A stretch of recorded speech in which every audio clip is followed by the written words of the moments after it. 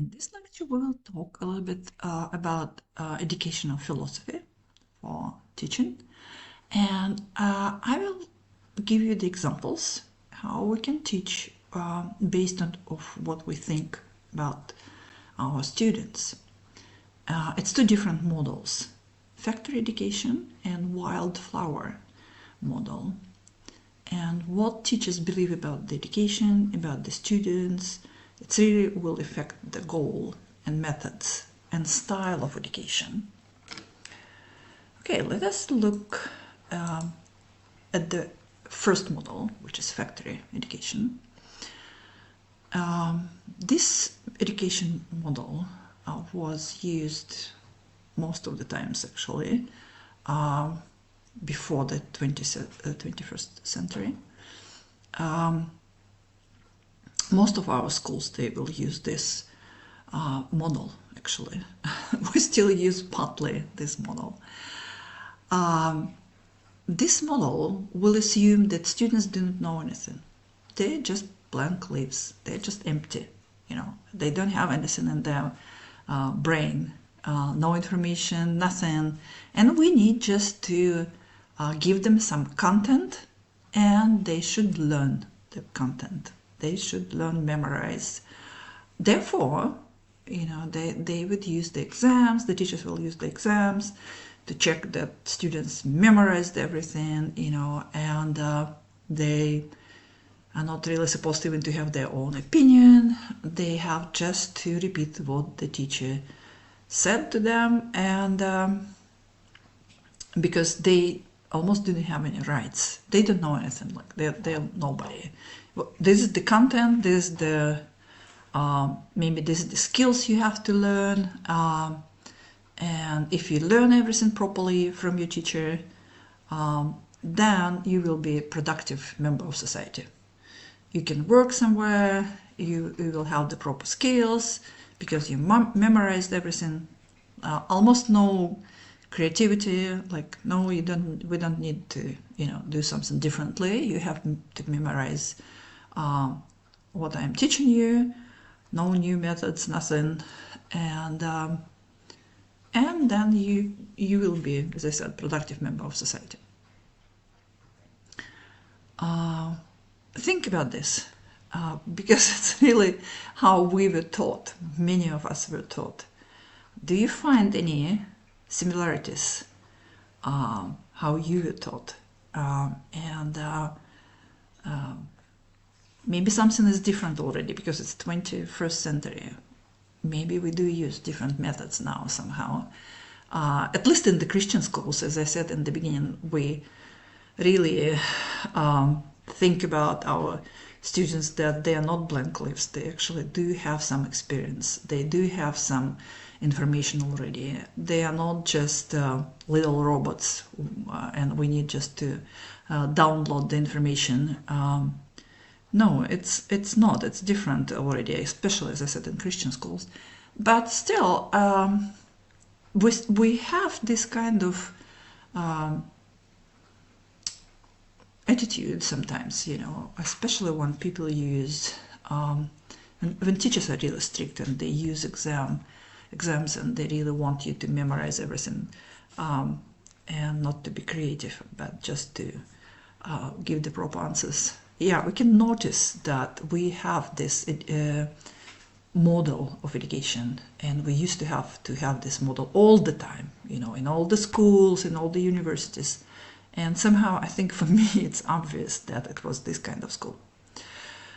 What are the strengths and weaknesses of this model? Why did we use it as a humanity, in all over the world? It was used all over the world.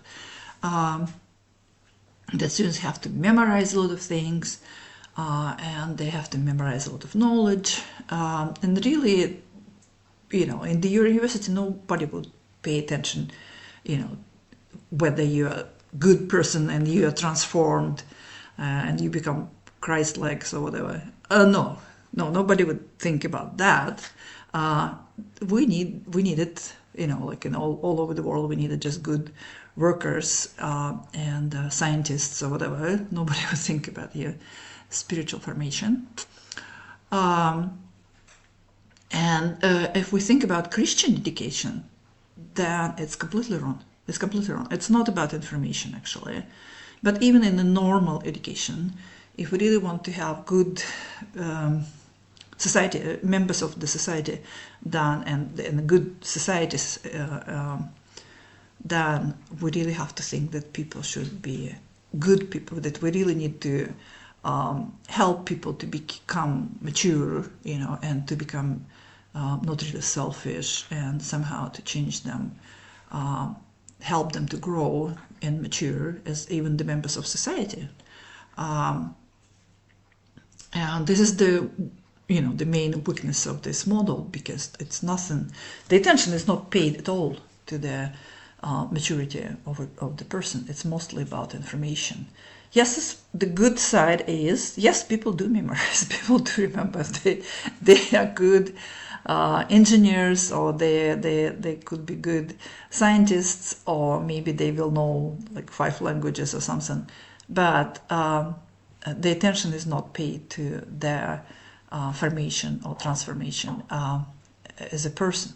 Their personality is completely, like, nobody's going to pay attention to their personality. It's neglected, we can say. Okay, the other model is called wildflower model, and because already in I think like 18th century, people were thinking, how to grow children, how to make them good people, and they were thinking how to pay more attention to children and make the education not teacher-centered but child-centered. And Rousseau, the French philosopher, he really tried to develop this kind of approach. And people who followed his model, they would think like, oh, okay, we will allow this child to choose whatever he or she wants to do, and then this child will develop. They will choose what they want to study. They will be motivated, and then they will grow, and they will get some skills. It's not that they would be afraid to be punished, because punishment was part of education at that time. Like, I think the punishment, we didn't punish children in our schools all over the world now. At least I don't know. I mean, I don't know any example, I think. No. But maybe in some countries, I don't know, honestly. In Europe or Britain or America, we do not punish children or students. But previously, even like, I think 19th century, I was told that even like the beginning of 20th century, children were punished in schools, physical punishment, and they studied because they were afraid of this punishment, and there were a lot of this punishment reward approaches.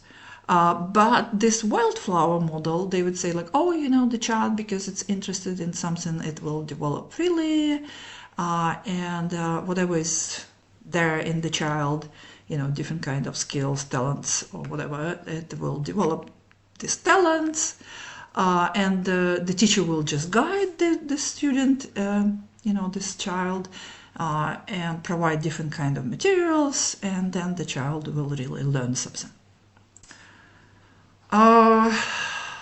Unfortunately, it doesn't work. It really doesn't work, and we don't believe in this wildflower model. We believe that people are fallen, we're sinful creatures. We're always lazy, even if we're interested in something. We can start with the huge enthusiasm, and then we will just go down. We're like, no, I will do something else. It's really hard for us to be disciplined, to go through, to finish something, especially children. Adults also, they cannot really follow and go through all the classes and everything. And children, they just, they can start something and then start something else. It's hard for them to really go through this plan of development for them and by themselves. It's almost impossible because we are created in this way, you know. No, I mean we were created the good Christians, but we are fallen creatures, you know. We're fallen creatures. Unfortunately, no, we're not created by God in this way, but we are fallen creatures, and we really very easily will not go to the end goal, and we will just stop somewhere in the middle. This is just very normal for human beings. And then you can ask this kind of questions, like what are strengths and weaknesses of this kind of model? And as I said, from one side, the strength is like, oh yes, the child is motivated, can choose something for herself or himself, and they're very creative. They're trying to do something, whatever they want to do. Yeah, it sounds good, but it's it doesn't happen really. It doesn't happen, yeah, because we're fallen creatures, and even about, if we think about Christian education, think about if you haven't ever been in Sunday school for children, then you probably know all the problems. The students are selfish. I mean, children are selfish. They will fight for the toys. They will not do what they're supposed to do. You really have to motivate them. You really have to find the ways for them to, memorize everything. If they to memorize verses or to do something else to finish their. If they do something, in this class, some craft, then they finish that. They will not finish some of them. Even in the Christian education, we have really to think how to guide them really, and teach them different kind of things.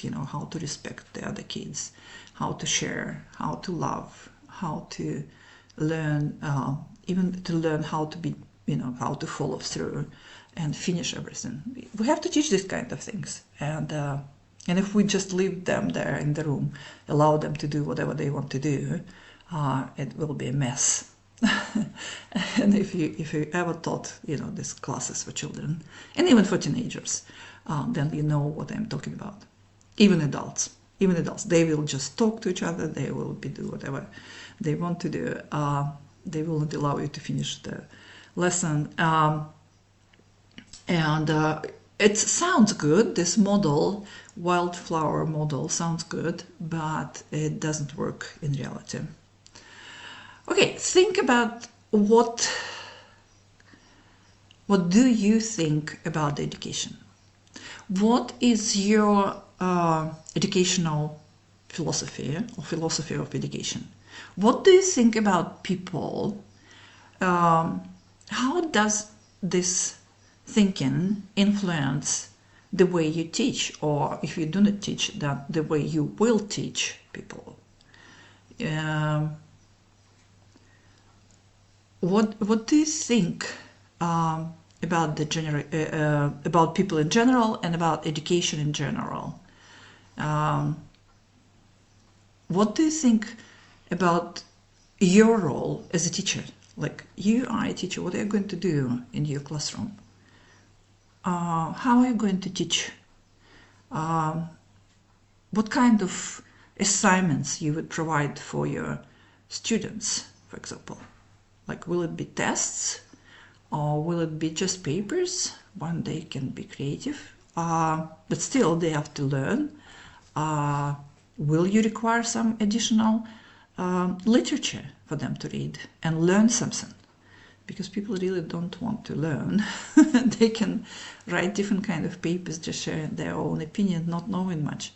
And you want them to know, right? And you're trying to provide the best for them. But at the same time, like, for example, I don't like tests. myself. I just hate them. I think it doesn't make sense, because I memorize everything. Then I keep it in my mind for a couple days. Then I pass the test and I don't remember anything. This is how my mind works. It doesn't help me much. Think about you as a teacher. Think what kind of educational philosophy you have, and then you will write the paper, and then you will submit the first draft, and then I will help you. If it's good, then it's good. I don't need to do anything. If you need any help, I will help you. Think about your philosophy. And this is 2 examples, this wildflower or this factory. The factory was used all the time. We still use part of this factory model, factory education that we're just trying to share the content, and that's all. Okay, think about that, and we will talk more about Christian education.